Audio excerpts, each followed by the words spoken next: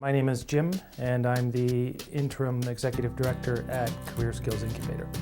My name is Alex. I'm the Director of Operations at JAYU. I'm Sharon from the High Park Stewards. So hi, my name is Roxy, and I am a co-founder with Conscious Minds Camp.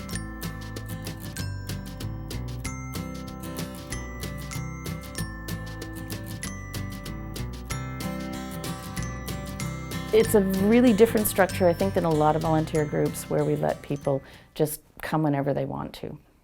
But it works for you. It works for us. And that's the kind of model that we come at. When someone comes at us to say, oh, can we volunteer? We go, what do you want to do? What are you interested in? What kind of skills do you want to develop in your life? You do that, and we'll support you in it. And in that way, have a mutually beneficial relationship together. And that's kind of the approach that we like to take with volunteers. I think it's important that you have to let go. That you have to say, okay, so-and-so is doing this, and if they don't do a good job on it, well, that's just too bad.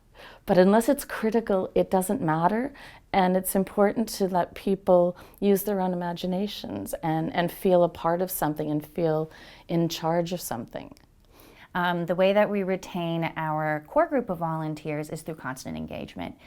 In our structure, we pair experienced volunteers with those who are new, so they can keep an eye on them and make sure that they know the difference between an invasive species and a native plant.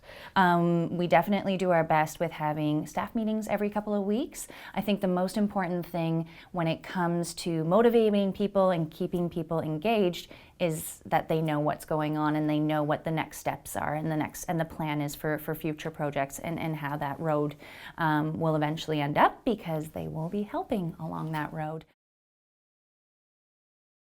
Just the sense that, you know, you're paying attention and that you have a personal kind of investment in that person's professional development and how they're feeling about the organization, I think goes a long way. And I guess like the main point of getting home, I'm trying to get home, is, you know, this idea of really getting to know your volunteers and getting to know the people who you're working with in a lot of these roles.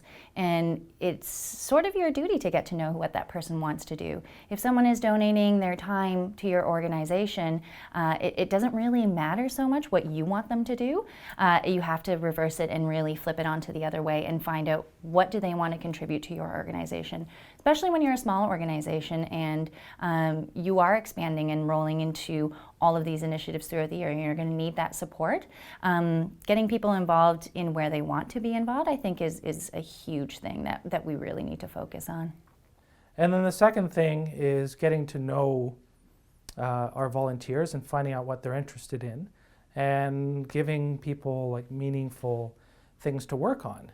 And don't micromanage, because it's their project and they're volunteering. So if they want to do it, why not let them do it? To me, often grassroots organizing is much more about we're in this together and we're here because we all have something to risk and we all have something to contribute. And it just creates a different dynamic and a feel to it, because all of a sudden you're not trying to manage these people who have come to you wanting to help, but rather you're working together and you're coming up with ideas together, and everyone is a part of the decision-making process because they care and it matters to them.